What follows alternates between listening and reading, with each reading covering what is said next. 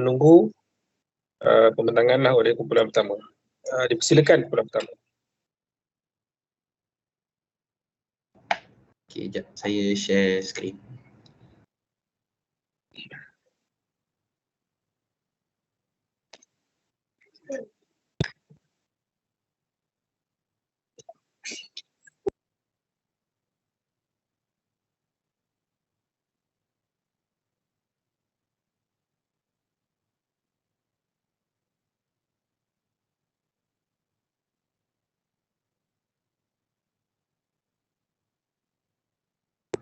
Semua boleh nampak slide?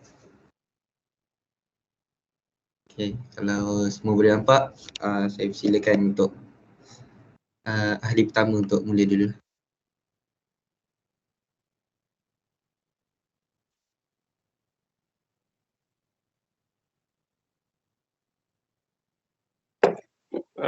Kumpulan pertama boleh bagi slide yang ada nama ahli tak? Biasanya saya akan captionkan gambar ahli kumpulan. Kalau ada slide yang ada nama ahli kumpulan. Ada tak?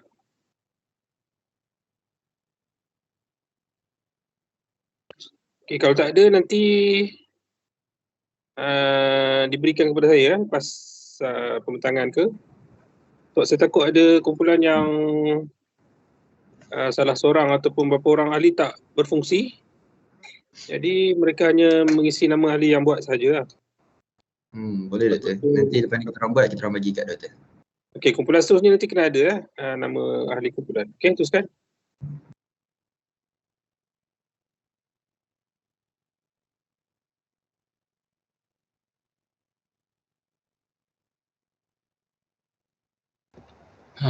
Doktor dah boleh start present ke? Silakan.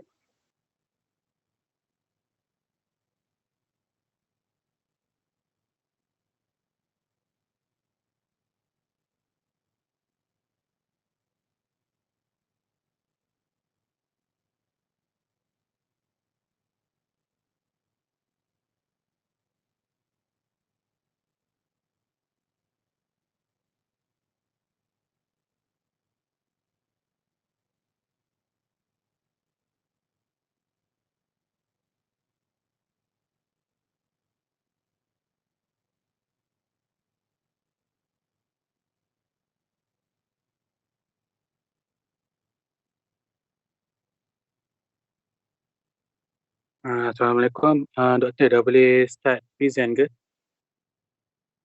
Silakan, teruskan. Silakan. Bismillahirrahmanirrahim. Assalamualaikum warahmatullahi wabarakatuh dan salam sejahtera. Saya Muhammad Ali Mustaqim Muhammad Azril, nombor matrik A203-33, dan saya dan kami Kumpulan 1 akan membentangkan tentang pengenalan ilmu falsafah.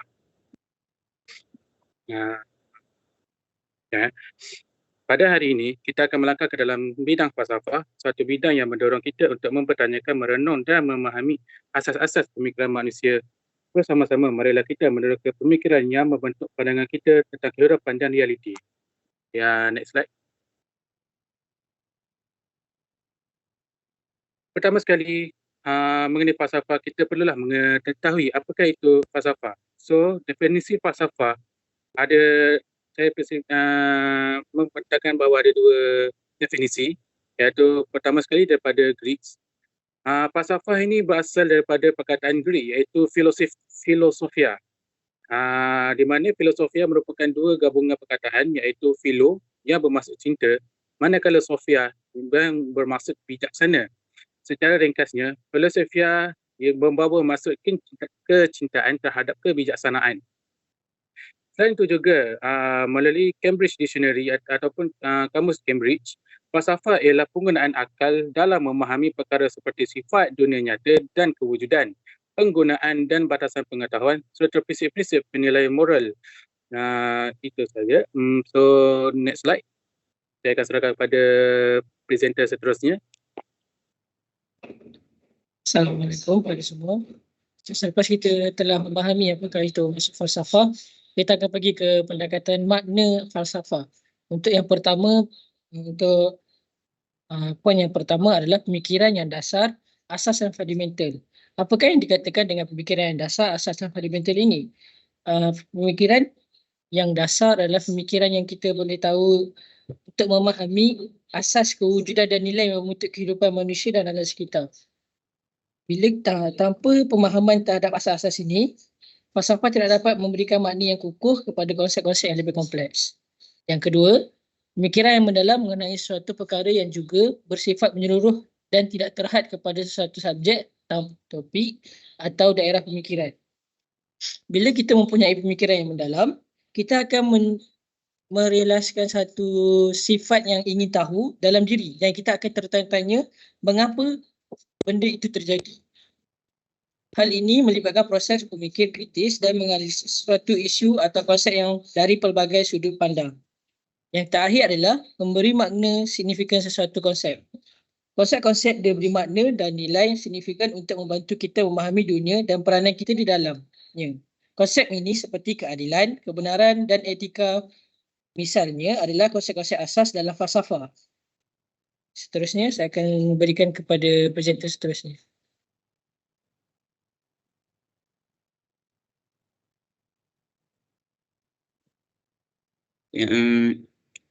Secara umumnya, konsep falsafah merujuk kepada kajian yang mendalam mengenai soalan-soalan asas yang berkaitan dengan kewujudan, pengetahuan, moral dan realiti. Ia melibatkan pemikiran yang kritis, analisis sistematik tentang pelbagai isu. So sebenarnya falsafah ni dia ada banyak cabang-cabang dia. Antaranya ontologi, iaitu kajian tentang kewujudan dan hakikat. Kedua, epistemologi, iaitu kajian tentang pengetahuan, sumber dan batasannya. Dalam cabang ni, ahli falsafah dia nak tahu bagaimana kita nak tahu sesuatu tu dan adakah ianya benar ataupun salah. Seterusnya, etika, iaitu kajian tentang moral, nilai dan kita nak tahu apa yang baik, buruk dan ataupun apa yang betul dan salah. Seterusnya, estetika, iaitu kajian tentang seni, keindahan dan pengalaman estetika. Dia macam ahli falsafah nak tahu apa yang membuatkan sesuatu tu berharga dan membuatkan ia nampak indah. Logik punya ialah kajian tentang prinsip-prinsip pemikiran yang sah dan struktur argumen.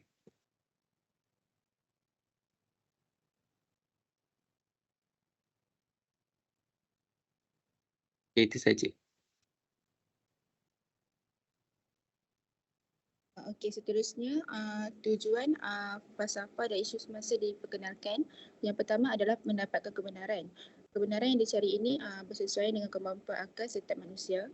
Kebenaran yang diperolehi itu adalah kebenaran yang bersifat umum dan tidak bersifat khusus. Yang kedua, membina matlamat negara yang maju dan makmur. 5 prinsip bagi falsafah pembinaan negara Malaysia menjadi penghubung dalam kehidupan masyarakat. Contoh 5 prinsip bagi falsafah adalah kepercayaan kepada Tuhan, kepercayaan kepada rajinan negara, perlembagaan, kedaulatan undang-undang dan kesempadan dan keselamatan. Seterusnya saya serahkan kepada presenter seterusnya.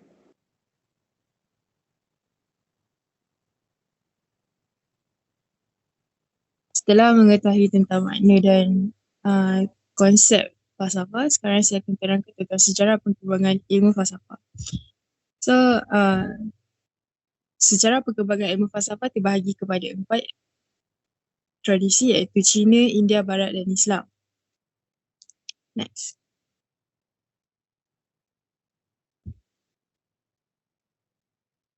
Bagi falsafah Cina,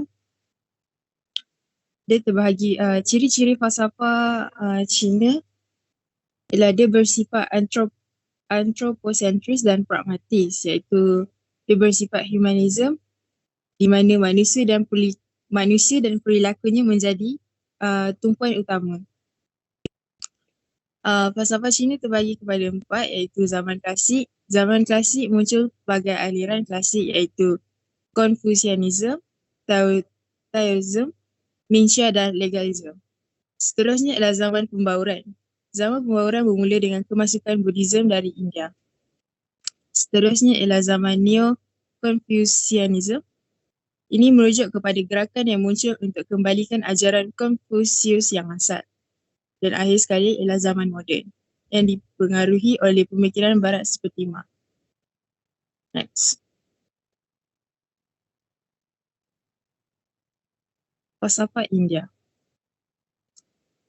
First adalah zaman Veda.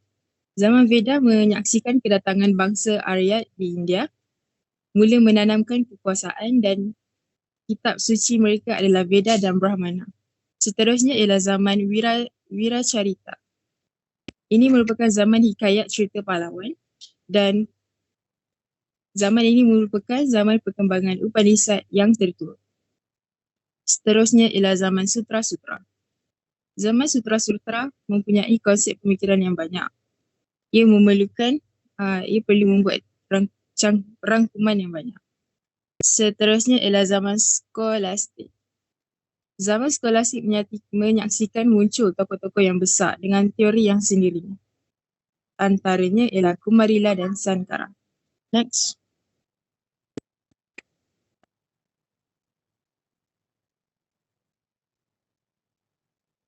Seterusnya ialah falsafah barat. Falsafah barat merupakan falsafah yang sehingga kini dipraktikkan. Pada mulanya peringkat awal, zaman pra-Yunani kuno. Pra-Yunani kuno dimulai sebelum abad ke-15 sebelum Masih kuno, iaitu zaman ketika manusia belum pernah mengenal peralatan. Manusia menggunakan batu sebagai peralatan kerana pengkaji telah menemui alat-alat yang bentuknya mirip seperti pemotong dan pembelah. Manusia melakukan dan mengalami proses trial and error. Seterusnya adalah zaman Yunani kuno. Zaman Yunani kuno, pemikiran manusia mula bergerak dari mitologi ke arah pemikiran rasional seperti hubungan sebab akibat. Seterusnya ialah zaman keemasan Yunani. Zaman keemasan kerana pada masa ini manusia memiliki kebebasan untuk mengungkapkan idea-idea atau pendapatnya. Dan seterusnya zaman pertengahan. Zaman pertengahan terbagi pada tiga, iaitu zaman Padri, zaman Scholasticism dan zaman Renaissance. Seterusnya ialah zaman moden. Falsafah moden bermula di barat benua Eropah pada abad ke-17 dengan kemunculan aliran rasionalisme. Melihat kemunculan gerakan romantisme dan seterusnya lah zaman kontemporari, iaitu neo-Kantianism, neo-Hegelianism, pragmatism dan realist. Next.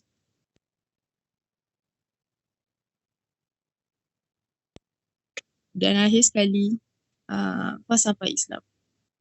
Falsafah Islam dibagi kepada tiga, iaitu tahap penurunan wahyu, tahap penjelasan konsep dan tahap kelahiran struktur keilmuan Islam.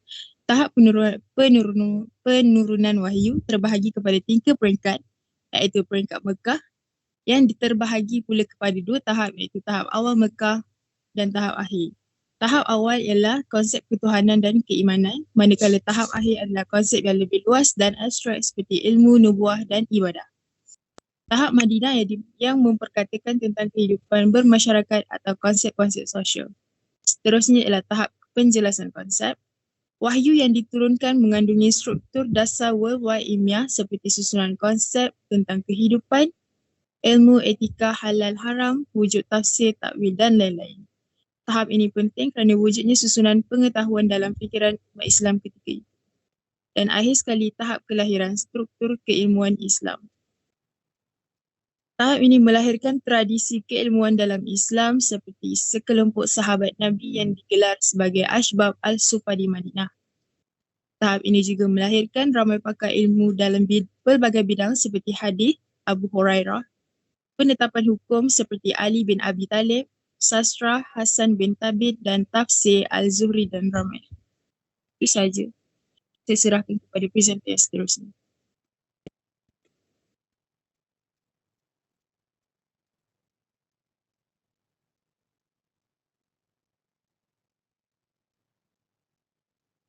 Okey, seterusnya ialah peranan falsafah pendidikan kebangsaan. Falsafah pendidikan kebangsaan (FPK) merupakan peranan penting dalam membentuk sistem pendidikan di Malaysia. FPK merupakan panduan utama dalam penggubalan dasar dan pelaksanaan kurikulum pendidikan negara. Antara peranan FPK adalah panduan pendidikan yang menyeluruh. FPK menekankan dari segi jasmani, emosi, rohani dan intelek yang bertujuan untuk melahirkan insan yang mampu aktif dalam masyarakat. Yang kedua, pembentukan akhlak dan nilai murni. FPK membentuk sasiah dan moral pelajar dengan menerapkan nilai-nilai murni dalam pendidikan. Hal ini bertujuan untuk melahirkan warga negara yang beretika dan berintegriti tinggi. Seterusnya, kesepaduan nasional. FPK mewujudkan perpaduan dalam kalangan rakyat Malaysia melalui pendidikan yang mana menekankan kepentingan menghormati pelbagai kaum, agama dan budaya dalam negara Malaysia. Yang seterusnya ialah menjana modal insan yang berkualiti. FPK juga menghasilkan modal insan yang berpengetahuan tinggi, berkemahiran serta mempunyai daya saing dalam ekonomi global yang selaras dengan matlamat negara untuk mencapai status negara maju. Seterusnya, melestarikan pembangunan negara. FPK menyumbang pembangunan negara yang berteraskan ilmu pengetahuan yang mana memberi penekanan kepada pendidikan yang menyokong pembangunan ekonomi, sains dan teknologi tanpa mengetepikan aspek kemanusiaan dan moral. Akhir sekali ialah menangani cabaran globalisasi. FPK dapat membantu pelajar memahami cabaran globalisasi dan membentuk keupayaan untuk menyesuaikan diri dengan perubahan yang berlaku dalam ekonomi, teknologi dan juga masyarakat global. Peranan falsafah pendidikan kebangsaan sangat penting dalam memastikan pendidikan di Malaysia bukan sahaja melahirkan individu yang berilmu tetapi juga melahirkan warga negara yang mampu menyumbang kepada keharmonian dan juga kemajuan negara Malaysia. Itu saja. Terima kasih.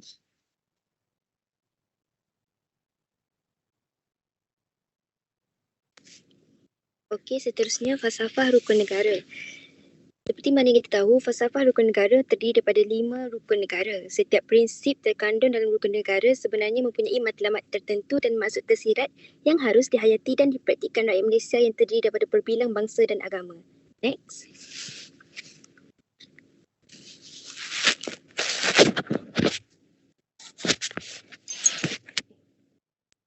Seperti mana kita tahu, prinsip pertama rukun negara ialah kepercayaan kepada Tuhan. Kenapa kita harus percaya kepada Tuhan?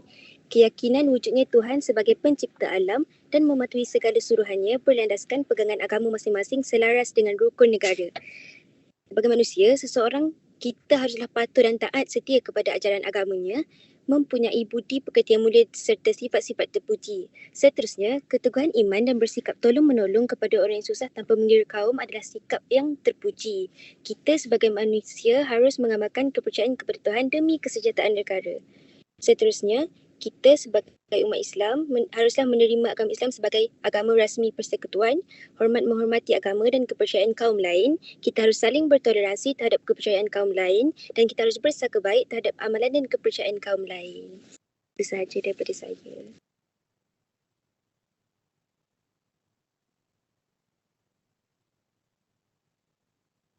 Seterusnya, rukun negara yang kedua, kesetiaan kepada raja dan negara.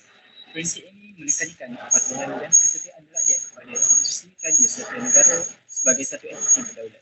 Dalam dunia semakin terhubung penuh dengan cabaran baru, kesetiaan kepada raja dan negara memainkan peranan penting dalam memupuk perpaduan identiti nasional dan kestabilan negara. Beberapa peranan utama yang dapat diambil kira termasuk yang pertama, memupuk identiti nasional dan patriotisme. Berapa clear rakaman ke apa?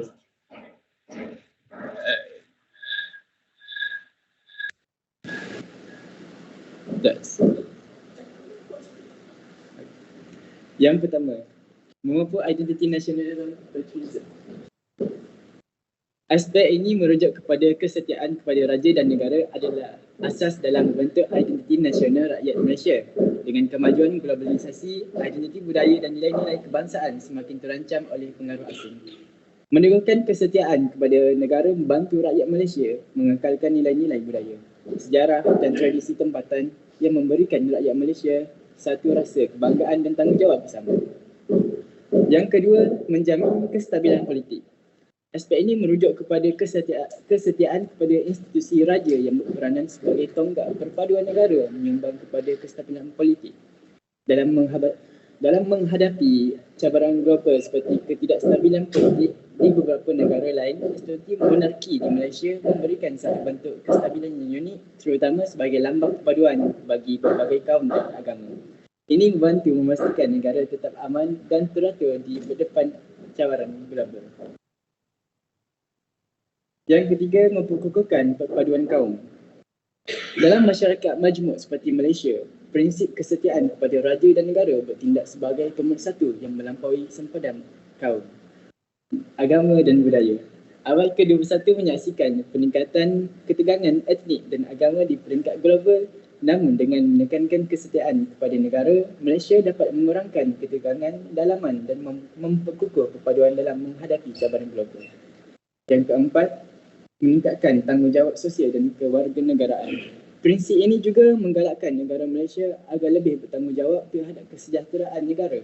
Kesetiaan kepada raja dan negara melahirkan rakyat yang berkomitmen dalam membina negara seperti membayar cukai, mematuhi undang-undang dan menyumbang kepada kemajuan negara. Ini penting dalam abad ke-21 di mana warga negara yang bertanggungjawab adalah asas kepada pembangunan ekonomi dan sosial yang mampan. Yang terakhir, menyokong sistem demokrasi dan institusi negara. Kesetiaan kepada raja dan negara juga bermaksud menyokong sistem pemerintahan berparlimen dan demokrasi berperlembagaan di Malaysia dalam menghadapi cabaran globalisasi seperti ketidakstabilan politik dan kemunculan populisme ekstrim di seluruh dunia. Kesetiaan pada sistem yang sedia ada di Malaysia membantu mengekalkan kestabilan dan kelangsungan institusi negara. Institusi raja sebagai lambang perpaduan juga memberikan keseimbangan kepada proses demokrasi yang sihat. Itu sahaja.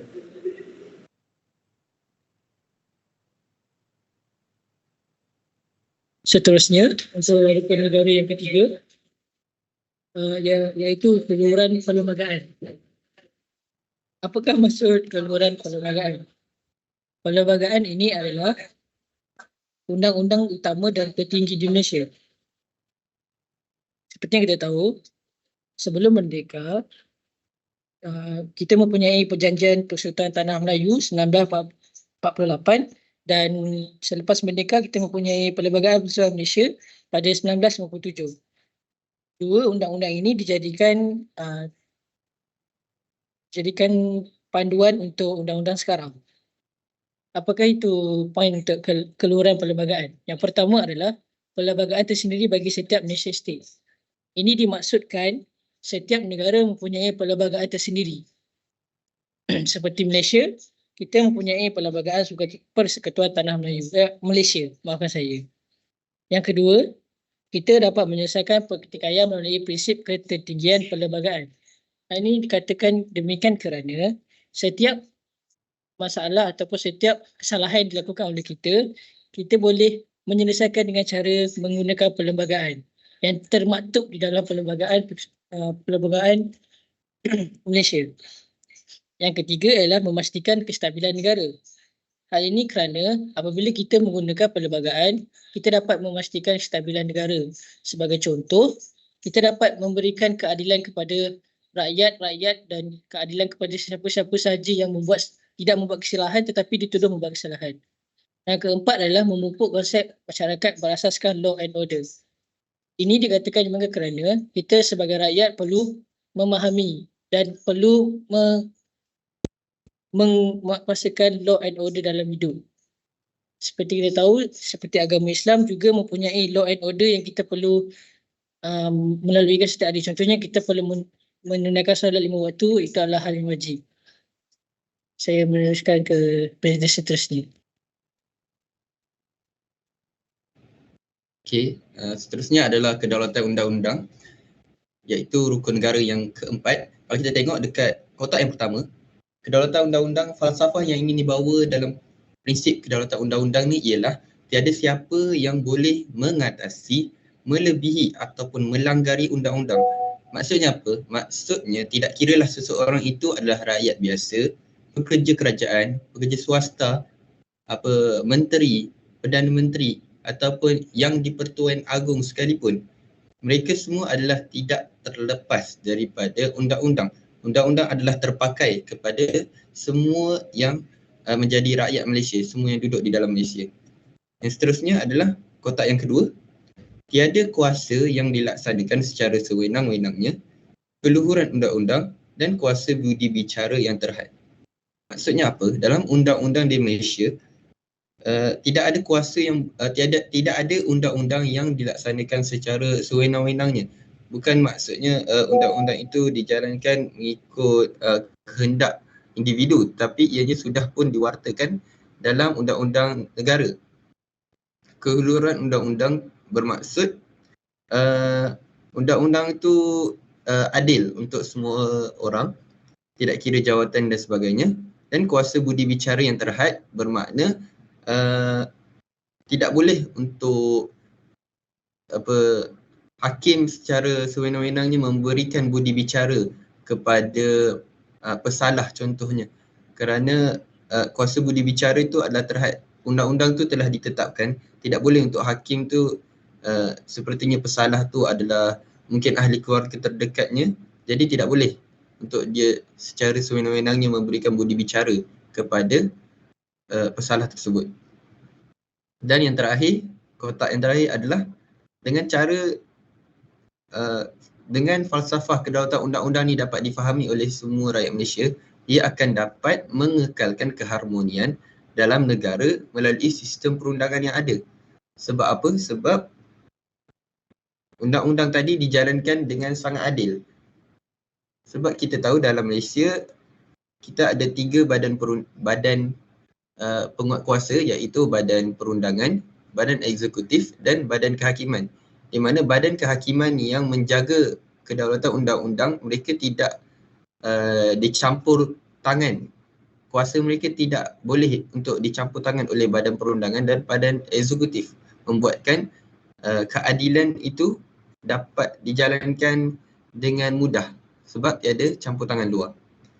Dengan cara itulah kedaulatan undang-undang Malaysia dapat dilaksanakan, seterusnya dapat mengekalkan keharmonian dalam negara.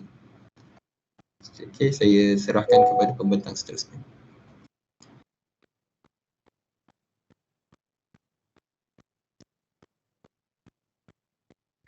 Okey, seterusnya kesopanan dan kesusilaan. Keharmonian serta perpaduan amat penting bagi sebuah negara yang mempunyai masyarakat majmuk seperti Malaysia. Dan prinsip kelima, rukun negara iaitu kesopanan dan kesusilaan adalah teras kepada mewujudkan suasana sedemikian.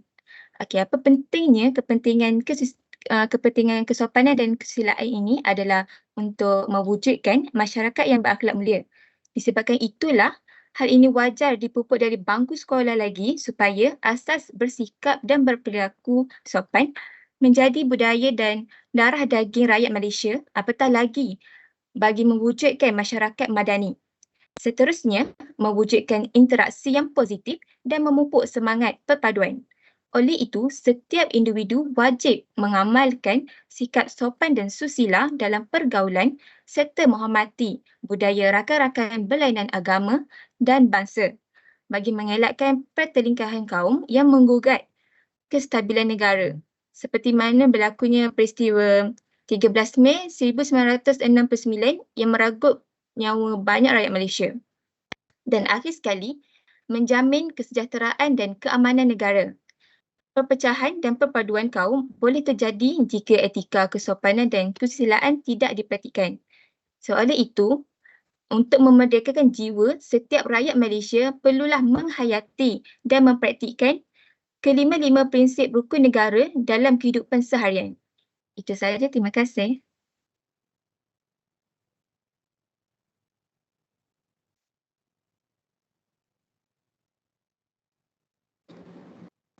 Terdapat beberapa perkara bagi penyediaan rakyat mendepani cabaran global abad ke-21. Antaranya adalah pendidikan dan kemahiran, iaitu mengukuhkan sistem pendidikan untuk menghasilkan tenaga kerja yang berkemahiran tinggi, berinovasi dan mampu beradaptasi dengan perubahan teknologi. Ini termasuk meningkatkan pengajaran STEM iaitu sains, teknologi, kejuruteraan dan matematik. Seterusnya adalah pembangunan sosial, iaitu rakyat dapat memastikan kesetaraan dalam peluang dan hak serta mempromosikan nilai-nilai kemanusiaan dan keharmonian antara kaum. Yang ketiga adalah kesedaran teknologi, iaitu mendorong rakyat untuk menggunakan teknologi digital dan memahami kepentingannya dalam pelbagai bidang, iaitu perniagaan dan komunikasi. Yang terakhir adalah penglibatan komuniti, iaitu mendorong rakyat untuk terlibat dalam proses pengambilan keputusan dan aktiviti masyarakat bagi membentuk masyarakat yang lebih proaktif dan bertanggungjawab. Itu saja saya akan berikan kepada pembentang seterusnya.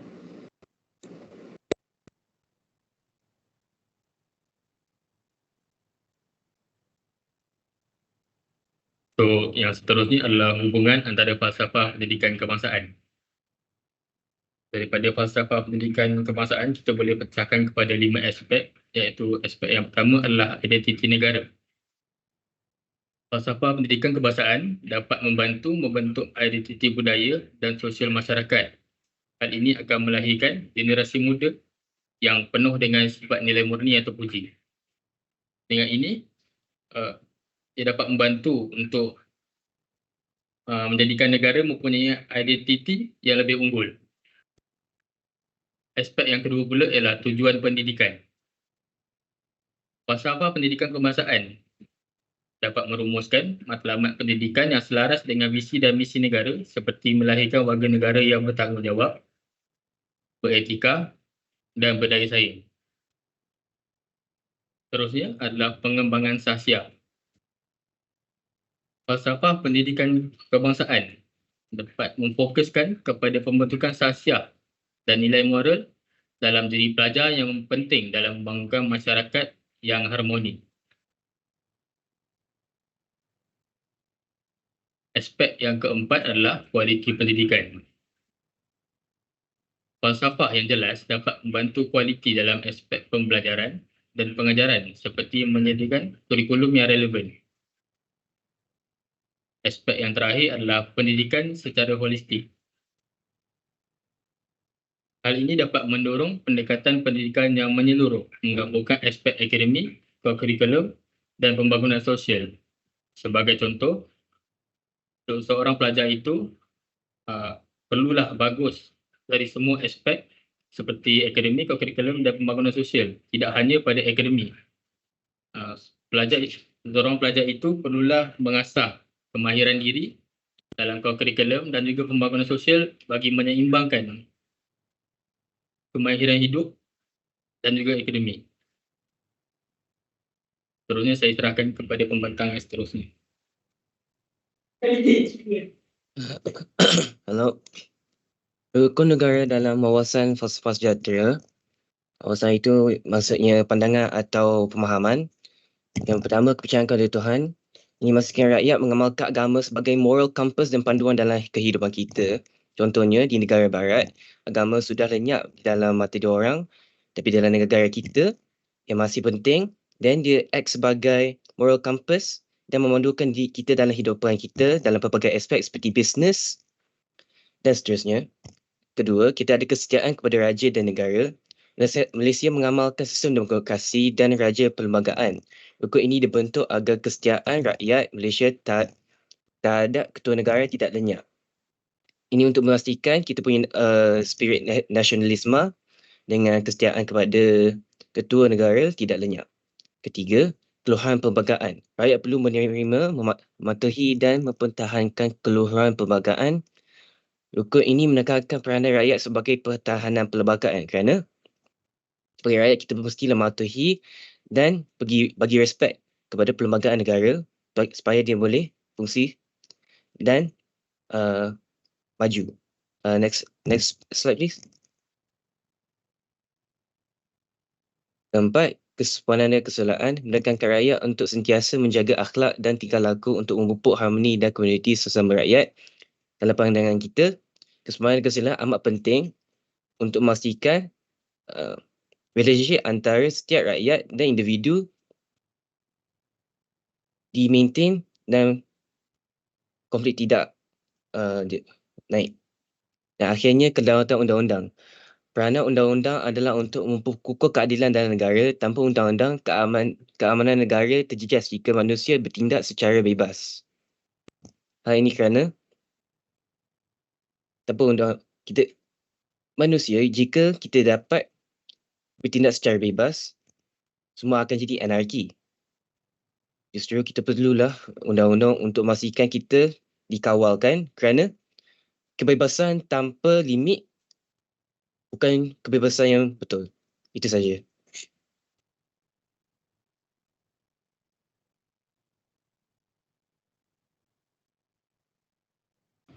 Okay, itu saja daripada kumpulan kami, kumpulan yang pertama. Sekian, terima kasih. Okey, terima kasih diucapkan kepada kumpulan pertama. Bagaimana yang kita janjikan, kita perlu ada soalan daripada kumpulan seterusnya. Maksudnya bila setiap kali bentang, kumpulan seterusnya akan tanyalah. Kalau pembentangan itu oleh kumpulan pertama, kumpulan kedua akan tanya. Kalau pembentangan oleh kumpulan kedua, kumpulan ketiga akan tanya. Sampailah kumpulan 6, kumpulan 7, kumpulan 8. Katalah kumpulan 8 last, kumpulan pertama pula yang akan tanya. Okey, dipersilakan kumpulan 2 bertanyakan soalan jika ada.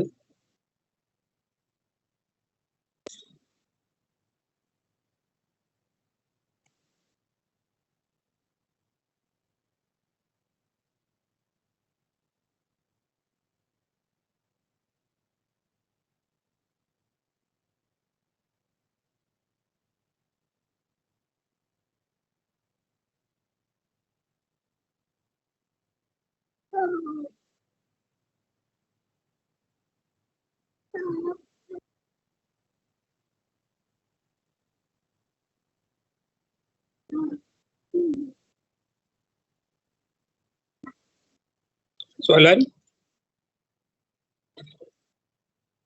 Assalamualaikum. Saya dari kumpulan 2. Saya ingin bertanyakan tentang... Okey, siapa yang bertanya ni? Saya Syafiq dari kumpulan 2. Syafiq.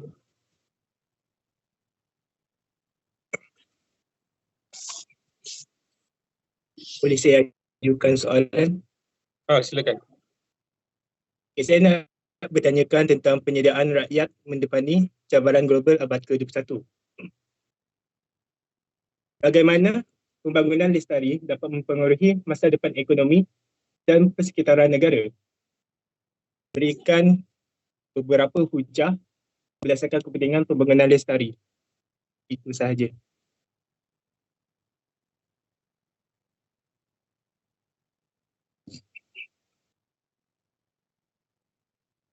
Okey, Syafiq dengan nama penanya Syafiq Berjaya tanyakan soalan tentang pembangunan lestari kepada kumpulan pertama.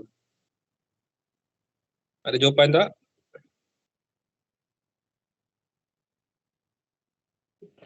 Minta ulang balik soalan tu boleh? Sebab tak apa jelas.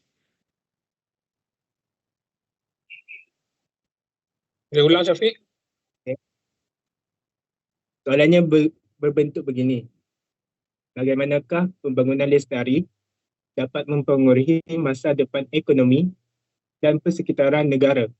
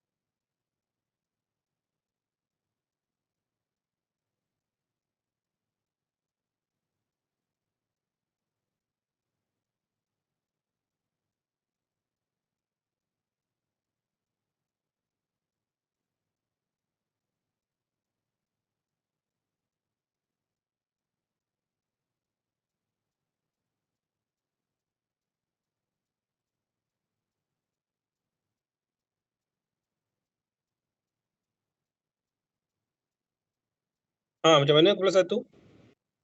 Okay, untuk menjawab soalan tu, okay, pembangunan lestari seperti apa yang saya faham, pembangunan lestari bermaksud suatu dasar kerajaan yang sebenarnya dasar ni digubal secara global oleh PBB sendiri, di mana salah satu konsep yang ingin diketengahkan dalam pembangunan lestari iaitu adalah mereka ingin cuba untuk mewujudkan satu dunia yang tidak ada kemiskinan ataupun kebuluran lah.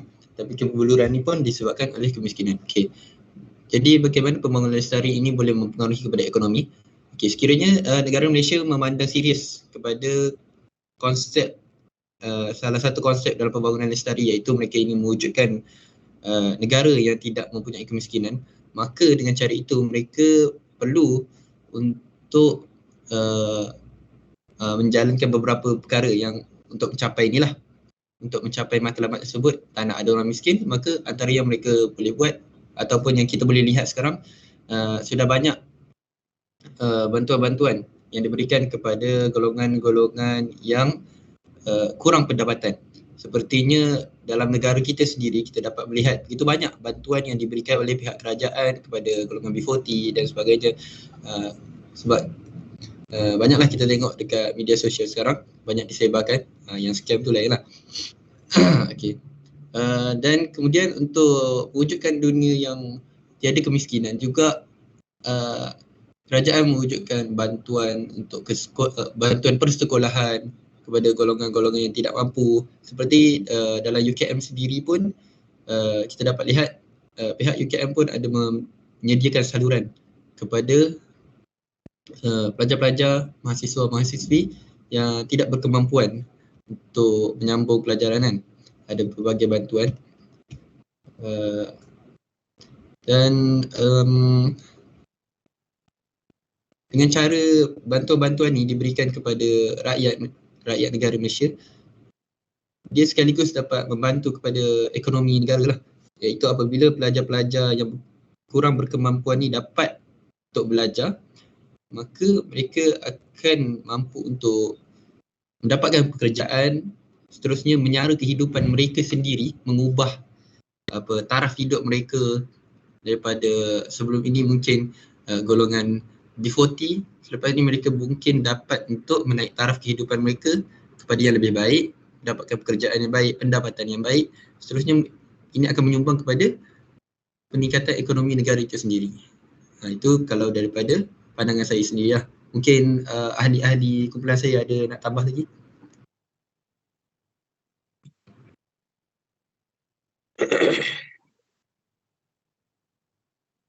Okay, silakan kalau ada ahli lain yang nak tambah.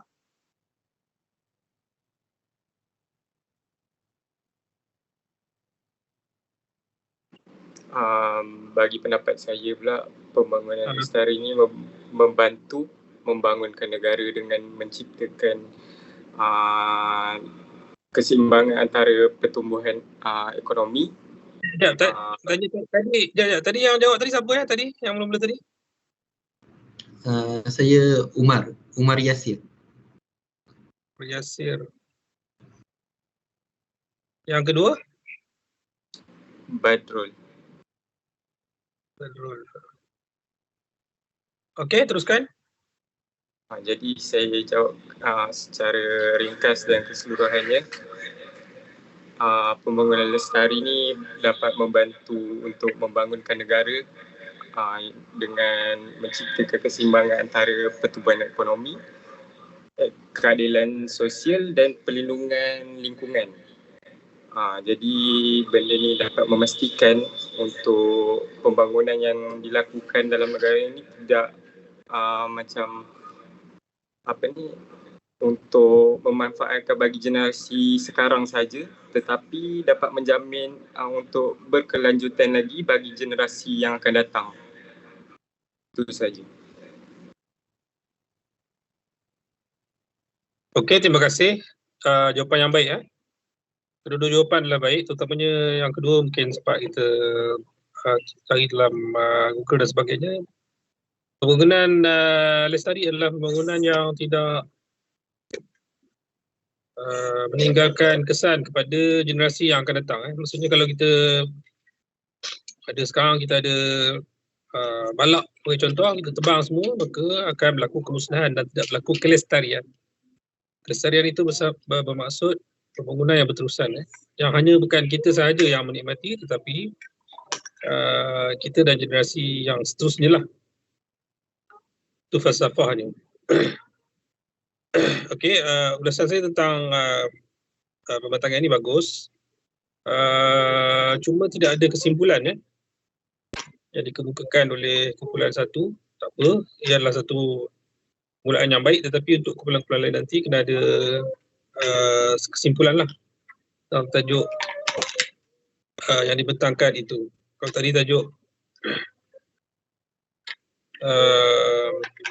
definisi falsafah, kemudiannya tentang rukun negara, kemudian tentang falsafah pendidikan negara, akhirnya kita buat kesimpulan sedikitlah tentang setiap elemen-elemen yang telah kita sebutkan itu.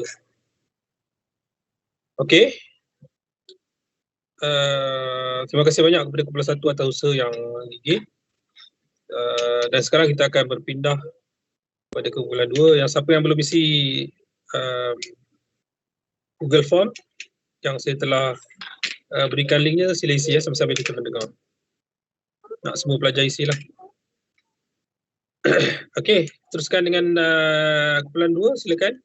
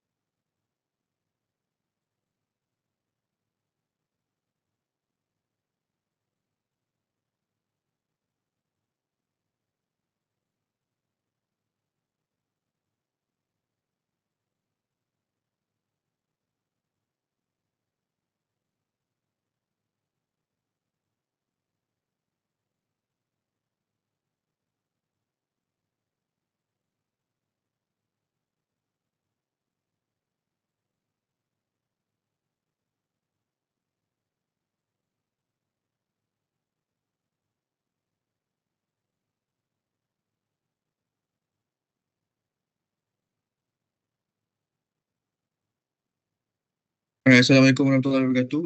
Kalian semua boleh dengar saya ke? Boleh. Kalau dengar, cuba react sikit.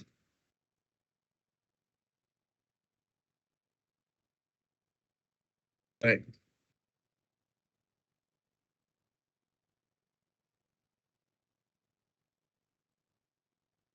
Okay, saya mulakan ya.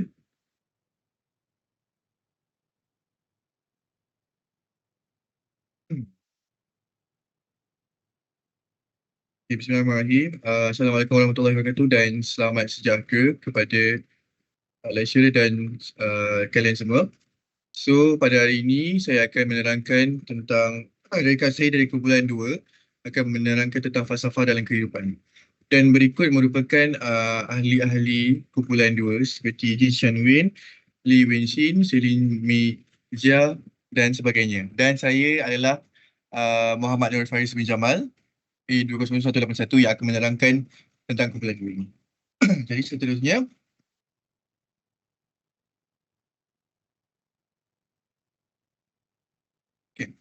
baiklah, agenda saya pada pagi ini akan menerangkan tentang skop pengenalan, objektif kajian, cara pengawalan falsafah, impak pengawalan falsafah dan kesimpulan.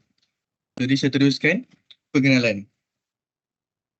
Jadi falsafah yang berasal daripada perkataan Greek iaitu filosofi yang membawa maksud kepada cintakan kebijaksanaan. Dan juga akan didefinisikan sebagai kajian sistematik yang dijalankan untuk mengetahui tentang kewujudan sebab pengetahuan, nilai dan juga fikiran serta bahasa. Falsafah juga telah merupakan penyiasatan rasional yang mencerminkan tentang kaedah dan andaian sendiri. Seterusnya, falsafah dalam kehidupan didefinisikan sebagai arti kata tidak formal iaitu sebagai cara hidup seseorang, kehidupan seharian seseorang yang secara menguruskan sumber ataupun secara dengan segala efisien. Baiklah, seterusnya saya akan terangkan falsafah, latar belakang falsafah. Falsafah seperti sedia maklum bahawa falsafah sangat penting dalam kehidupan seharian kerana falsafah adalah sebagai panduan dalam kehidupan. Tapi seperti juga kita tahu golongan anak muda seperti kita semua kurang dan masih tidak berminat lagi dalam falsafah ini kerana mereka beranggapan bahawa falsafah ini terlalu membosankan dan terlalu rigid untuk mereka. Disebabkan itu kurangnya golongan anak muda dalam kehidupan untuk mengaplikasikan falsafah dalam kehidupan seharian. Seterusnya, saya akan terangkan objektif kajian ataupun objektif mengapa falsafah ini dilakukan. Yang pertama adalah untuk memahami konsep falsafah tersebut, mencari makna tujuan dan kehidupan, menerangkan falsafah dalam bidang dan memahami nilai-nilai moral dalam etika dan mengembangkan pemikiran kritis dan aktiviti, membentuk masyarakat yang adil dan beretika. Ini merupakan objektif untuk falsafah. Baiklah, saya akan terangkan falsafah dari segi praktikal yang terbahagi kepada falsafah ekonomi. Dan saya akan terangkan selepas ini. Jadi falsafah ekonomi yang pertama, secara praktikalnya falsafah ekonomi adalah kehidupan yang merujuk kepada pendekatan falsafah yang diterapkan dalam aktiviti seharian kita. Falsafah ekonomi ini seperti berniaga ataupun sebagainya lah. Yang seperti kita tahu, ekonomi adalah keuangan, betul. Jadi ini berkaitan rapat dengan perniagaan. Dan secara logiknya, falsafah ekonomi ini adalah secara praktikal yang akan memberi kepada kehidupan masyarakat dalam awak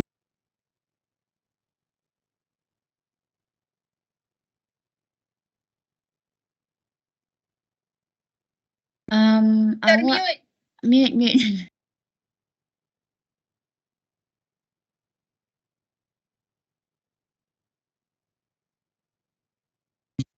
Sekarang dengar? Macam mana limit Sekarang dengar ke? Okey dah. Okey. Saya terangkan semula. Saya akan terangkan contoh falsafah ekonomi. Yang pertamanya, kecekapan dalam pengurusan sumber, ciri pilihan rasional dan kos peluang, keseimbangan antara kepentingan individu dan kesejahteraan kolektif, kekayaan sebagai alat bukan matlamat dan juga keusahawanan sebagai pengatur kejuan. So, ciri-ciri falsafah sebagai ekonomi juga perlu kalian semua tahu bahawa falsafah dapat menyelesaikan masalah ekonomi secara radikal dan juga membuatkan kehidupan seseorang itu secara automatiknya akan berfikiran secara positif dan sejagat. Kesan daripada falsafah ekonomi ini akan membuatkan kerajaan dalam membina polisi dasar ekonomi negara dengan lebih adil. Okey, baiklah, saya akan terangkan lebih detail. Macam negara kita Malaysia seperti yang saya maklum bahawa kita juga ada dasar ekonomi tersendiri. Disebabkan itu, perniagaan ekonomi kita, negara kita berjalan dengan lancar disebabkan dengan falsafah, iaitu dorongan untuk membuat ekonomi ataupun dalam bahasa Inggerisnya adalah dorongan untuk membuat bisnes tersebut. So saya petik daripada salah satu falsafah, iaitu falsafah Islam. Falsafah Islam ada menyentuh beberapa perkara untuk melakukan perniagaan ataupun ekonomi. So salah satunya adalah berbudi bahasa. Ketika seseorang itu ingin melakukan perniagaan, peniaga tersebut perlulah berbudi bahasa, kerana apabila kita berbudi bahasa, tiada langsung ada penindasan atau penipuan ketika melakukan proses perniagaan ataupun proses ekonomi tersebut. Secara pasalnya saya ingin mengatakan bahawa apabila kita berbudi bahasa, pelanggan kita juga akan lebih mesra dengan kita apabila berniaga. Disebabkan itu, proses kita berjual beli akan berjalan dengan lancar. Seterusnya, falsafah Islam juga telah menyebut bahawa apabila kita melakukan proses ekonomi ataupun proses jual beli dan perniagaan, kita perlulah mengadakan hak sama rata individu. Apa maksud hak sama rata individu? Iaitu tiada paksaan atau dikatakan tiada paksaan oleh satu kumpulan individu terhadap satu kumpulan individu. Pendekatannya adalah peniaga dan juga pembeli. Maknanya tiada paksaan, tiada langsung untuk perasakus untuk membeli, tarik dulu untuk membeli dengan paksaan. Jadi sebagai itu, falsafah falsafah Islam dalam berkata kita perlu memberi bahasa dan tidak hak sama rata terhadap individu. So apabila ekonomi ini, falsafah ekonomi kita terapkan dalam kehidupan seharian, kita akan menjadi lebih berdisiplin dan akan mengetahui tujuan kita untuk mencapai ketenangan jiwa. Ketenangan jiwa, apa yang dimaksudkan ketenangan jiwa adalah untuk mencapai sistem kepercayaan. Dalam proses perniagaan, kita perlu, paling utama sekali adalah sistem kepercayaan. Sebagai saya ingin membawa kalian semua sebagai seorang pembeli. Jika kita tak ada satu langsung detik terhadap kita untuk mempunyai kepercayaan, kita tak akan membeli sesuatu barang tersebut. Betul? Jadi disebabkan itu sistem kepercayaan adalah penting dalam falsafah ekonomi. Jadi saya rumuskan di sini, apabila falsafah ekonomi ini diterapkan dalam kehidupan seharian, yang pertama, kita akan sistem jual beli kita ataupun ekonomi kita akan semakin stabil. Kedua, sistem kepercayaan antara satu kumpulan ke satu kumpulan akan lebih tinggi. Di masa itu, ekonomi juga akan meningkat. Saya akan petik seperti kolonial British pada zaman kita penjajahan dulu, kan secara sedia maklum bahawa British mengerahkan orang tanah air kita untuk melakukan ekonomi tersebut. Sebab itu bukan salah satu contoh falsafah ekonomi yang baiklah terhadap sistem tersebut, kerana dia melakukan ekonomi berdasarkan buruh paksa yang telah saya bentangkan tadi bahawa tiada langsung hak sama rata antara individu-individu tersebut. Seterusnya saya akan pergi kepada falsafah politik. Baiklah, secara umumnya falsafah politik adalah menggunakan konsep penaklukan etika, pemikiran kritis dan pelibatan reflektif dalam hal politik. Seterusnya, falsafah politik juga merujuk kepada penerokaan secara lebih mendalam terhadap prinsip, undang-undang, polisi, nilai dan kesan jangka panjang di sebalik pendapat atau perspektif seorang individu. Baiklah. Ada beberapa pelibatan etika yang tergolong dalam falsafah politik. Saya mengambil contoh sebagai pelibatan etika deontologi. Saya akan terangkan lebih lanjut apakah itu etika deontologi sebentar sahaja lagi. Namun saya akan terangkan sedikitlah apa yang perlu anda tahu sebelum saya terangkan apakah itu etika deontologi. So, etika deontologi memberi penekanan kepada kewajipan dan undang-undang moral. Ia mempunyai pemikiran terhadap seseorang tanggungjawab moral dalam politik. Misalnya menegakkan keadilan dan harga diri setiap individu. So saya petik karya daripada Immanuel Kant. Untuk pengetahuan semua, Immanuel Kant merupakan falsafah Jerman yang telah menghasilkan karya dalam asas metafizik moral yang menyeru agar kita melakukan pertimbangan sewajarnya dan berasa mengikut norma yang boleh diterima secara menyeluruh sebagai undang-undang moral. Maksudnya, kalau kita perlu untuk manage suatu politik, kita perlulah bertindak secara wajar dan tidak melakukan kita perlu melakukan pertimbangan yang secara normal. Itu yang telah dimasukkan oleh karya Immanuel Kant tersebut. Dan juga telah dipetik juga, justeru keadilan tidak mementingkan tindakan luaran seseorang tetapi dengan cara dia menguruskan bahagian-bahagian jiwanya. Ini lebih merujuk kepada seseorang ketua tersebutlah. Keadilan bukanlah penting untuk tindakan. Maksudnya keadilan tu bukanlah mementingkan tindakan sebagai ketua, tapi sebagai seorang ketua tu perlulah mempunyai ketenangan jiwa yang perlu diaturkan dalam ketika mengelola sesuatu organisasi. Itulah yang secara rumus saya terangkan. Baiklah, saya teruskan dengan penglibatan pemikiran kritis. So, salah satu cara untuk mengamalkan falsafah ialah dengan bukan sahaja dari politik juga, tapi keseluruhannya adalah untuk menganalisis pemikiran sendiri serta pendapat pihak lain. Pelibatan pemikiran kritis. Seperti sedia maklum bahawa pemikiran kritis adalah menggunakan akal fikiran dan otak juga kita. Seterusnya, cara untuk mengamalkan falsafah dengan soal diri kita. Bagaimana individu dapat mencabar prasangka diri mencari kebenaran dalam bidang politik yang amat mementingkan maklumat dan kredibiliti. Maknanya kita perlulah soal diri kita bagaimana cara untuk mengelola sebuah organisasi. Pemikiran kritis juga dapat membantu seorang individu meneliti rangka kerja etika di belakang kepercayaan politik seseorang berdasarkan 3 hal utama falsafah politik.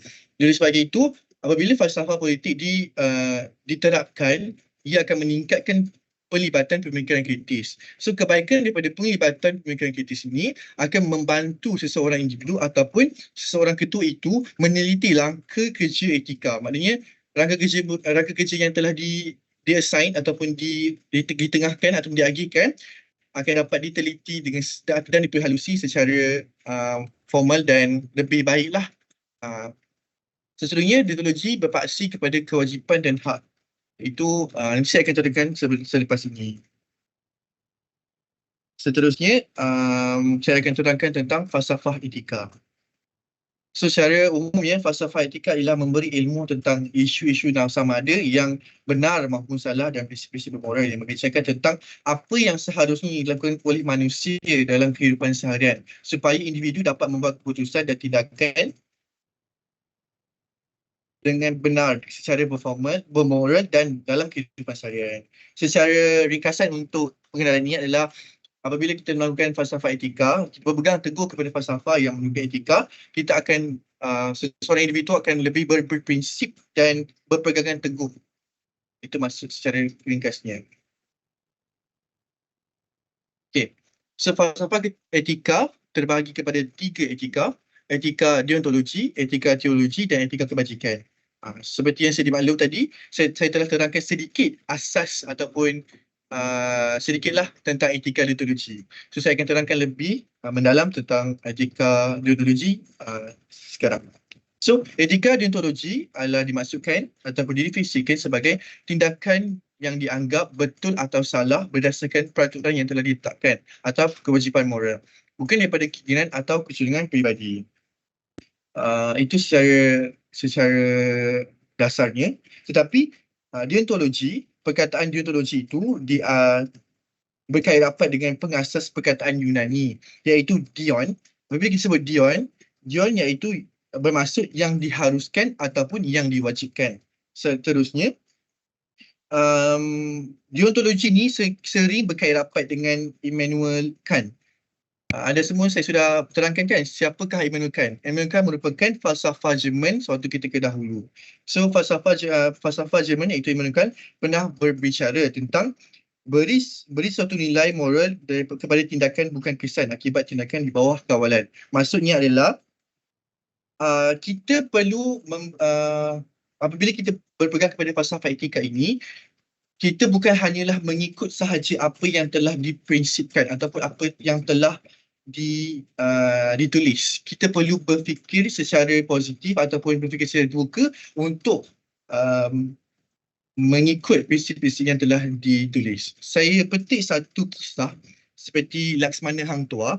Seperti yang sedia maklum bahawa Laksmana Hang Tuah ini terdapat beberapa perkara yang telah terjadi ketika zaman tersebut, iaitu Laksmana Hang Tuah ni terlalu mentaati apa-apa sahaja perintah agung ketika itu, sultan ketika itu. Disebabkan itu apabila terlampau mentaati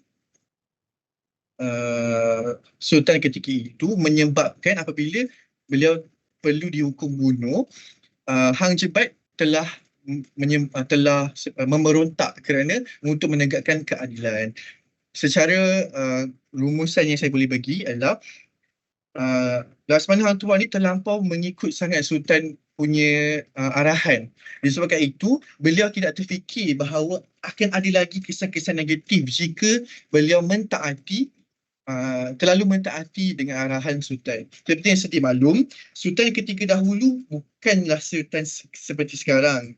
Sultan ketika dahulu terlampau mengelola sesebuah organisasi mengikut perasaan sendiri. Perlu saya tekankan kerana mungkin kalian semua memikirkan bahawa saya mengasaskan, saya perlu cakap yang mendorong kalian semua untuk tidak mentaati sultan. Bukan itu maksud saya. Saya perlu tekankan bahawa ketika dulu, sultan hanya mengelola sebuah organisasi ataupun rakyat-rakyatnya mengikut perasaan sendiri. Seperti yang saya bilang, iaitu Laksmana Hang Tuah. So secara konseptualnya, apabila Hang Tuah terlampau mentaati dan apabila Hang Jebat telah memberontak, itu adalah memberi kesan negatif kepada rakyat zaman Melaka, rakyat-rakyat Kesultanan Melaka pada zaman tersebut. Oleh sebab itu, kita memegang falsafah etika, iaitu falsafah etika deontologi, iaitu membawa maksud kita perlu berfikiran terbuka dengan setiap tindakan yang akan diambil. Sebagai contoh, saya ambil pendekatan yang lebih mendekat kepada kalian semua. Sebagai seorang ketua, kita perlu membagikan tugas-tugas ketika melakukan tugasan yang diberikan oleh profesor atau doktor kan. So sebagai ketua, kita perlulah berlaku adil terhadap semua ahli-ahli tugas kita. So kalau saya bagi tugas yang lebih sahaja untuk dekat seorang ini, kalau individu tersebut boleh memberontak dan itu adalah perkara negatif dan itu bukanlah satu falsafah etika yang perlu kita contohi. Yang kedua, saya seterusnya iaitu etika teologi. Secara umumnya, etika teologi adalah memberi tumpuan kepada penilaian dari aspek tindakan berdasarkan hasil atau akibat yang akan diperoleh sekiranya perbuatan tersebut dilaksanakan. Dan etika teologi, perkataan teleologi ini berasal daripada telos, iaitu perkataan Yunani yang membawa maksud akhir. Dan juga ada juga perkataan Greek iaitu telos juga yang membawa maksud kepada kesudahan ataupun keputusan. So daripada sini saya boleh beri satu contoh. Saya akan terangkan dulu yang secara pasalnya sebenarnya etika teologi ini menerangkan kepada kita bahawa kita juga perlu memikir tentang apakah kesudahan jika melakukan sesuatu tindakan tersebut. Macam saya tadilah Laksmana Hang Tuah, kita perlu memberi sepatutnya Hang Tuah perlulah ada juga membantah apa yang arahan sultan kerana perlu memberi fikirannya perlu terbuka. Begitu juga dengan etika teologi, kita perlu memikir apakah impak sebuah tindakan yang kita ambil. Sebagai contoh yang saya boleh ambil juga, apabila kita melakukan perbuatan mencuri, kita hendak melakukan perbuatan mencuri, right? So kita fikir, apakah kesan buruknya? Adakah kita perlu dihukum? Adakah kita akan dihukum? Lepas tu, adakah memberi kebaikan kepada kita apabila mencuri? Dan kita perlu fikir tentang diri kita dan juga orang ke sekeliling. Mungkin juga memberi kebaikan kepada kita apabila mencuri. Namun, kesan mencuri itu akan memberi kepada orang sekeliling juga. Disebabkan itu, etika teologi perlu diamalkan untuk memberi kesan kepada kita supaya kita lebih berfikiran terbuka dengan memikirkan apakah impak jika melakukan suatu tindakan. Baiklah, seterusnya etika kebajikan.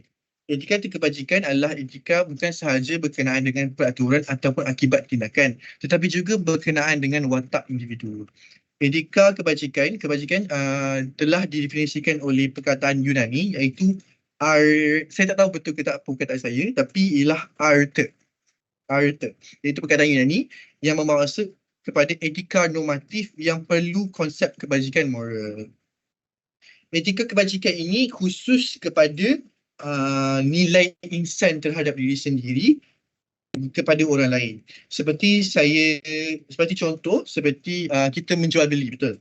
So apabila kita menjual beli, kita perlu ada rasa nilai insan terhadap pembeli. Sebagai contoh, kita tidak boleh meletakkan harga yang terlampau tinggi, tidak relevan dengan sesuatu barang tersebut.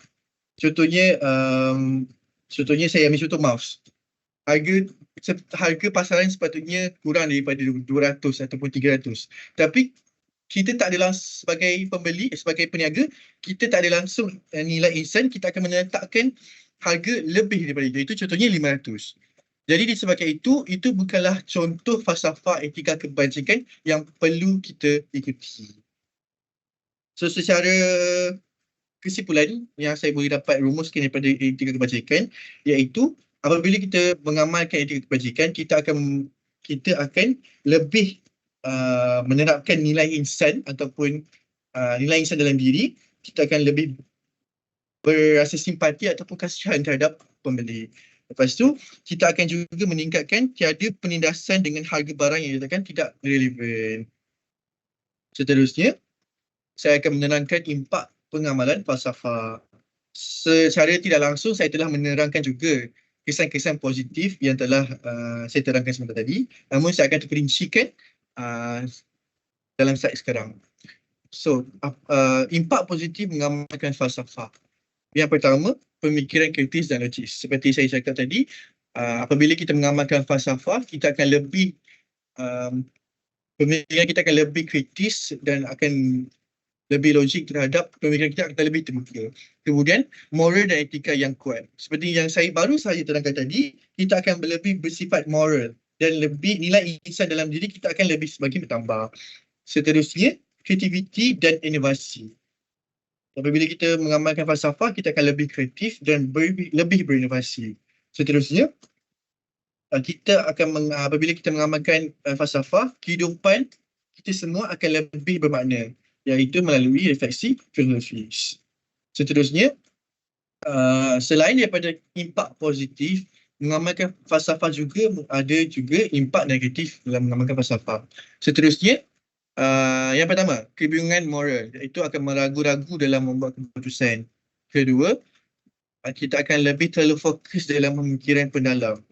Ketiga, pemikiran tertutup, kita akan menghalang pertumbuhan idea baru. Dan keempat, mengabaikan reti semasa, falsafah lama kurang relevan. Mungkin saya boleh terperincikannya itu, apabila kita mengamalkan falsafah, kemungkinan impak negatif terhadap diri kita adalah kita akan lebih ragu-ragu dalam melakukan sebuah keputusan. Kita akan rasa macam kita perlu berfikir panjang dalam melakukan falsafah sebab kita terlampau berprinsip. Itulah merupakan salah satu impak negatif yang saya boleh rumuskan. Baik, seterusnya kita sudah tersampai kepada kesimpulan. So kesimpulannya adalah peranan penting dalam kehidupan manusia. Falsafah merupakan peranan penting dalam kehidupan manusia kerana untuk memahami kewujudan moral dan etika. Kemudian dia terhadap kepada pengembangan pemikiran. Falsafah, apabila kita melakukan falsafah, mengamalkan falsafah dalam kehidupan seharian, kita akan membantu individu membangunkan pemikiran kritis dan menganalisis nilai peribadi dan memahami makna dan juga tujuan hidup. So aplikasi praktikal. Apabila seseorang itu mengamalkan falsafah dan kehidupan seharian, dapat juga mempengaruhi bidang ekonomi, politik dan etika. Dan juga dapat membantu dalam membuat keputusan yang bijak dan juga bertanggungjawab dengan apakah sesuatu keputusan. Dan juga falsafah juga ada juga impak negatif, iaitu berpotensi memberi kekeliruan konsep konflik moral dan isolasi sosial. Dia akan memberi pendekatan seimbang, iaitu penting untuk mendekati falsafah dengan sikap seimbang. dan juga dapat mengaplikasikan prinsip secara bijak tanpa menganalisis berlebihan ataupun skeptisisme. Dan juga kebanyakannya bagi saya falsafah ni lebih memberi kepada impak yang positif. Yang paling penting adalah kehidupan kita bermakna. Kehidupan kita lebih bermakna. Falsafah membantu individu menjalani kehidupan yang lebih bermakna dan harmoni. Dan falsafah juga ada memberi sumbangan kepada masyarakat, iaitu mewujudkan pembentukan masyarakat yang adil dan beretika serta mencapai kesejahteraan peribadi dan kolektif. Dan juga akan memberi kesedaran kepada golongan muda, iaitu pentingnya menerapkan kesedaran tentang falsafah dalam kalangan generasi muda dan akan membantu mereka membina hala tuju hidup dengan lebih jelas dan bermakna. Seperti yang saya terangkan tadi, secara umumnya bagi pendapat saya, falsafah dalam kehidupan seharian akan lebih memberi kepada impak positif berbanding impak negatif apabila kita mengaplikasikan dalam kehidupan seharian. Jadi itu sahaja untuk pembentangan dari kumpulan 2. Sekian, terima kasih. Jadi ada apa-apa soalan? Okey, silakan. Terima kasih kepada pembentang kumpulan 2. Silakan kumpulan 3 kalau ada soalan.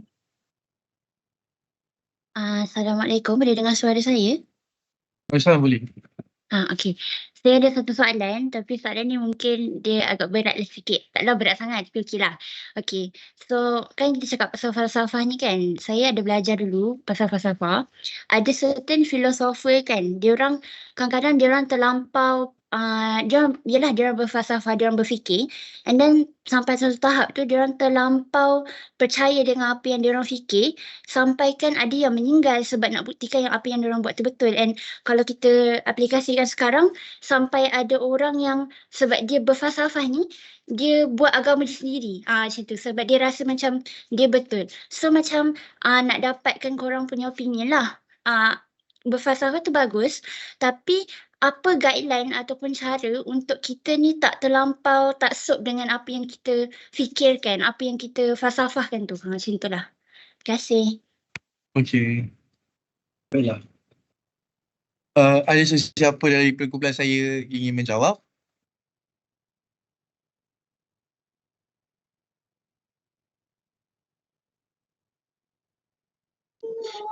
Okey, mungkin ada siapa-siapa yang nak bantu Faris daripada kumpulan 2. Sebab ini merupakan sebuah pandangan kan, mungkin ada kumpulan saya boleh memberi pandangan sebelum saya memberi pandangan saya. Okay, Assalamualaikum. Nama saya Ilman Haziq daripada kumpulan 2. Bagi saya merujuk kepada slide tadi, falsafah ni kita perlu ambil pendekatan secara seimbang. Kita janganlah terlalu taksub dengan falsafah pemikiran diri sendiri. Contohnya sebagai saya sendiri seorang Muslim, ada seorang yang beragama Islam, ada juga panduan yang telah pun diturunkan kepada kita sebagai rakyat Muslim, iaitu Al-Quran dan juga hadis.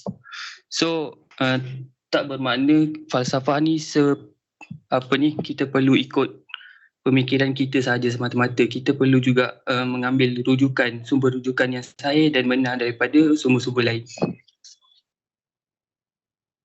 Itu saja. Betul, saya setuju dengan saudara Ilman Haziq.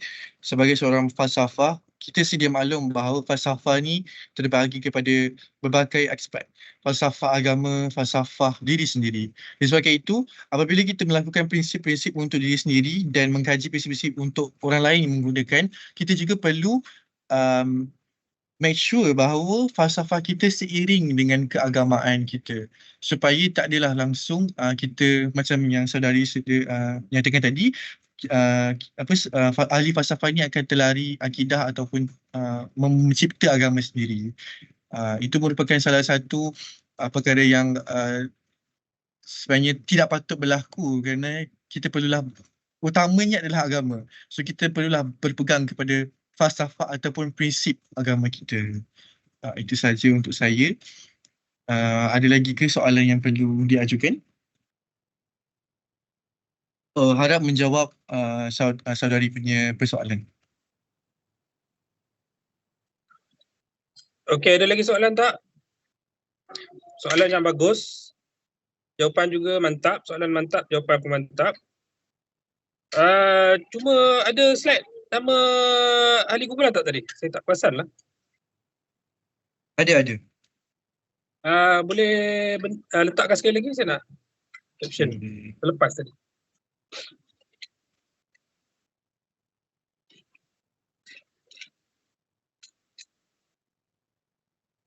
Dia, okey ni.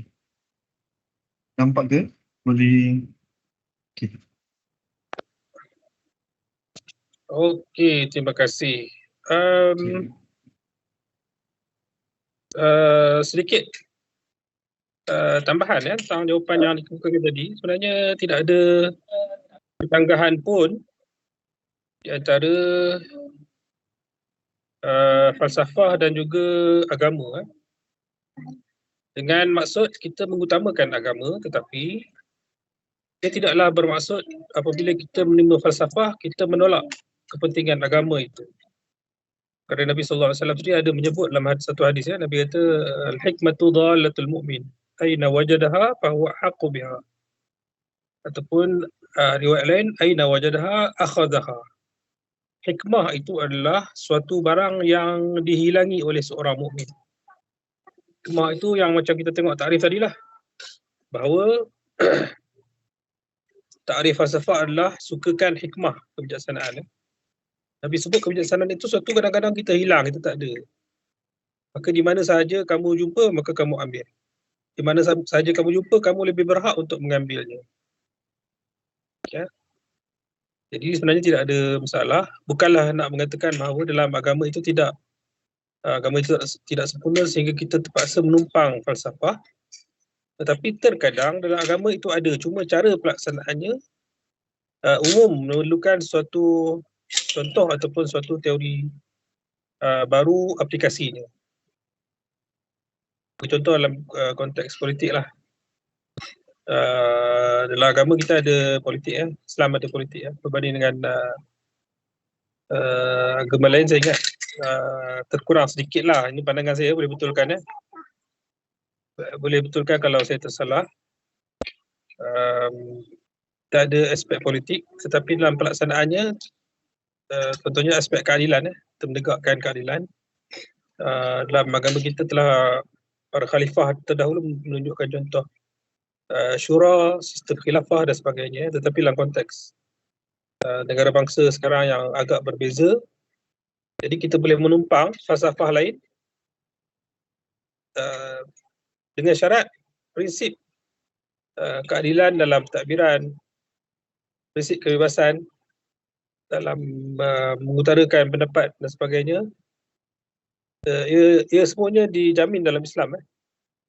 Kesemua ini telah terlaksana, dan kalau kita memerlukan contoh ataupun falsafah lain yang lebih mendekati realiti, kita boleh laksanakan.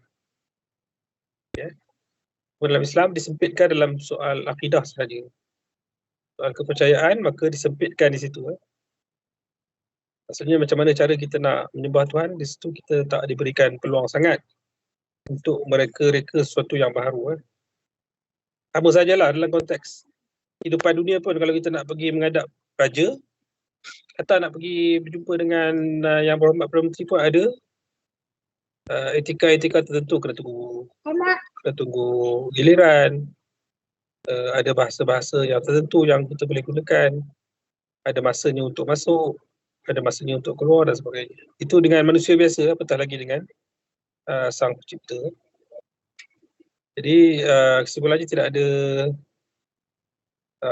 clash di antara falsafah yang baik dengan agama. Falsafah bukan semuanya baik. Orang Islam mengutamakan falsafah agama kita lah. Sebab agama itu sendiri adalah satu falsafah yang lengkap sebenarnya. Cuma dari segi aspek pelaksanaan terkadang terdapat pandangan-pandangan yang perlu kita terima. Dan kemudian ia tidak lari daripada asas agama kita. Okey, saya rasa semua dah isi link tadi. Kehadiran hari ini bagus. Tadi saya tengok sampai 90 attendees.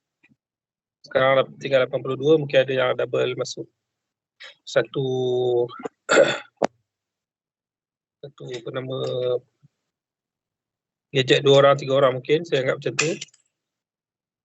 Saya rasa kita tak teruskan ke pembentangan ketiga sebab masing-masing dah letih. Dengan kejutan pembentangan pertama dan kedua ini, diharap pada minggu hadapan kita jumpa lagi dengan pembentangan lain yang lebih berkualiti. Terima kasih banyak kepada pembentang dari kumpulan 1 dan 2 dan juga kumpulan mereka telah berusaha menyediakan pembentangan yang baik ini. Dalam laporan nanti pun macam itulah, kita perlukan apa yang saya sebut tadi, kena ada kesimpulan, kena ada mukadimah dan laporan nanti sebelum muka surat. Berdasarkan apa yang telah dibentangkan tadi.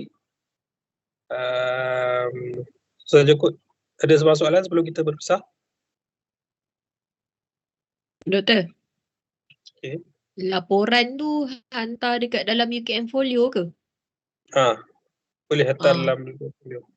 Sekali dengan slide pembentangan lain? Sekali dengan slide pembentangan ke lain. Slide pembentangan saya dah tengok hari ni kesemuanya. Tapi bukti hendaklah disertakan sekali lah. Tak termasuk, tak dikira sebagai halaman laporan yang tu. Halaman laporan lebih kurang sebelum muka surat. Kurang sikit tak apa, lebih sikit tak apa. Diberikan pada minggu ke-14. Minggu akhir. Oh, minggu akhir laporannya? Ya. Sekali dengan laporan tugasan kedua juga. Okey. Okey, ada soalan lain lagi? Selain soalan Zahira.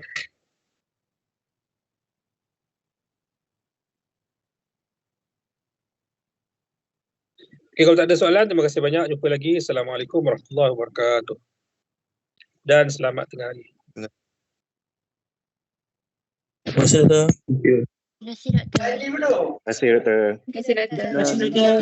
Terima kasih, Doktor. Terima kasih, Doktor.